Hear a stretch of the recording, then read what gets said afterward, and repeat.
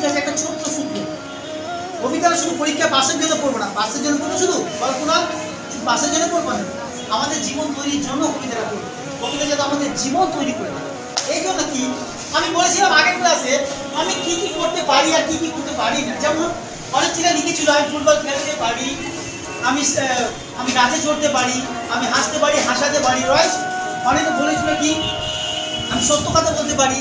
আর অনেকে লিখেছিলে কি কি কি পারি না, লিস্টে লিখেছিলে আমি সাঁতার কাটতে পারি না, রাইট। আমি লোকের সামনে কথা বলতে পারি না, আমাকে লজ্জা লাগে, তাই না। বাড়িতে কোনো মেহমান বা কোনো গেস্ট আসলে আমি লুকিয়ে চুরিয়ে যাই, কথা বলতে পারি না, এগুলো সমস্যা। এগুলোকে সমাধান করার জন্য আমাদের এই ছোট্ট এই ক্যাথরিন পাইলের ছোট্ট কবিতার মাধ্যমে আমরা সেই সমাধান দিয়েছি। কি সমাধান? সিম্পল একটা সমাধান। তাই প্রত্যেকে ওকে লিস্ট করতে বলবো। প্রত্যেককে এই লিস্ট করার পরে তুমি দেখবে যেগুলো সবই তুমি করতে পারো না কিন্তু করতে চাও, রাইট।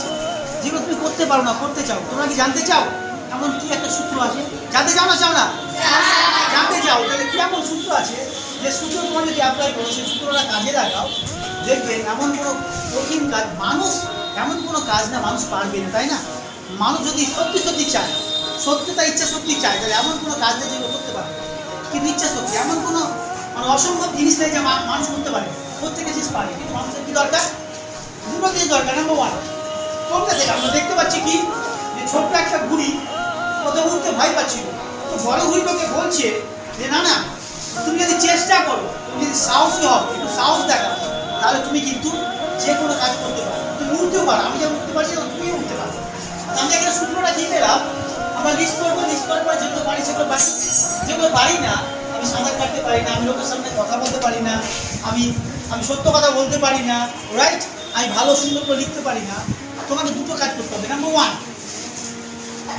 তোমাকে সাহসী হতে হবে, একটু সাহস অর্জন করতে হবে। না আমি পারবো, কি বলবে? হ্যাঁ আমি পারবো, রাইট, আমি পারবো। আর দুই নম্বর কি, চেষ্টা করতে হবে। আমি পারবো শুধু বললেই হবে না। নাম্বার ওয়ান কি বললাম? বলো বলো, নাম্বার ওয়ান কি বললাম? সাহস জোগাতে হবে। কি সাহস জোগাতে হবে? হ্যাঁ আমি পারবো, বলো বলো, আমি ইয়েস আই ক্যান, বলো yes I can, yes I can, yes I can, মানে হ্যাঁ আমি পারবো, বলো বলো, হ্যাঁ আমি পারবো। কারণ জানাতে বলি হ্যাঁ আমি পারবো, দেখো কেমন, হ্যাঁ আমি পারবো, হ্যাঁ আমি পারবো, হ্যাঁ আমি পারবো। ধরো না তুমি সাঁতার কাটতে পারো, তো প্রথম স্টেপটা কি? হ্যাঁ আমি সাঁতার কাটতে পারবো, হ্যাঁ আমি সাঁতার কাটতে পারবো। তারপর দুই নম্বর স্টেপ, যেটা আমরা এই কবিতা থেকে শিখতে পারছি, এটা আমি নিজে থেকে বলছি না, এই কবিতা থেকে শিখতে পারছি কি ছোট্ট ঘুড়িটা যে উঠতে শিখেছিল বা উঠতে পেরেছিল, কবি যদিও কাল্পনিকভাবে বলছে কিন্তু এটা আমাদের সাথে খুব সুন্দরভাবে মিলে যায়। কি তুমি সাঁতার কাটতে পারো না, তুমি সাহস অর্জন করছো, হ্যাঁ আমি পারবো, হ্যাঁ আমি পারবো। এবার দুই নম্বর স্টেপ কি? চেষ্টা। চেষ্টা মানে কি? তোমাকে পারি অ্যাকশন নিতে হবে, হ্যাঁ কাজটা করতে হবে। তুমি বাড়িতে বসে বললে হবে না হ্যাঁ আমি পারবো, ডাঙায় বললে হবে না হ্যাঁ আমি পারবো। এবার নদীর পাশে গিয়ে সাঁতার কাটছে, তোমাকে কিন্তু জলে নেমে যেতে হবে, জলে করতে হবে, নেমে যেতে হবে এবং চেষ্টা করতে হবে। কীভাবে কাটছে দেখতে হবে, প্রথমে দেখার পরে তোমাকে দেখতে হ্যাঁ এই হাতটা এরকম করছে, পাটা এরকম করছে, তাই না। তুই প্রথমে কি সমুদ্রে যাও সাঁতার কাটতে পারবে না, পারবে কি? বলে নদী চলে যাও পারবা না, প্রথমে তোকে জিরো থেকে চেষ্টা করতে হবে। কি থেকে? জিরো।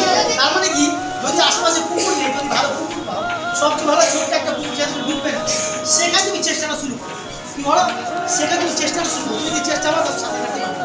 এইভাবে যে কোনো কাজ, যে কোনো জিনিস প্রথমে বড় থেকে শুরু করলাম না, ছোট্ট থেকে শুরু করতে হবে। আর এক নম্বর কি বললাম? যে কোনো কাজ করতে পারো, যেগুলো তুমি পারো না। এক নম্বর কি বললাম? Yes I, yes I can, হ্যাঁ আমি পারবো, হ্যাঁ আমি পারবো, হ্যাঁ আমি পারবো। আর দুই নম্বর কি বললাম?